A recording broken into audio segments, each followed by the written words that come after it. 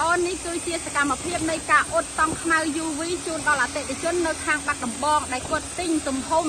18 ម៉ែត្រគុណនឹង25 ម៉ែត្រចំនួន5ផ្ទាំងយកទៅគ្របអីវ៉ាន់ចាអញ្ចឹងអរគុណបងមែនទែនដែលបានជឿជាក់មកលើតង់ខ្មៅ UV របស់ខ្ញុំចឹងសម្រាប់ពុកម៉ែបងប្អូនទាំងអស់គ្នាដែលត្រូវការប្រភេទតង់ខ្មៅ UV នេះបងប្អូនចង់បានទំហំប៉ុណ្ណាក៏បានខាងខ្ញុំអាចធ្វើជូនបងប្អូនបានទីតាំងអ្នកលក់មានទៅទីរួមស្រុកខ្ទមខេត្តកំពង់ធំគីឡូម៉ែត្រ213 214បងប្អូនអាចអញ្ជើញមកដល់កន្លែងផ្ទាល់បានចាហើយសម្រាប់ពុកម៉ែបងប្អូនទាំងអស់គ្នាដែលមានចម្ងល់អំពីតម្លៃឬប្រភេទនៃតង់នីមួយៗយកទៅក្រាបបាតស្រះដាំអាសូឡាចិញ្ចឹមត្រីបង្កបង្គាខ្យងកង្កែប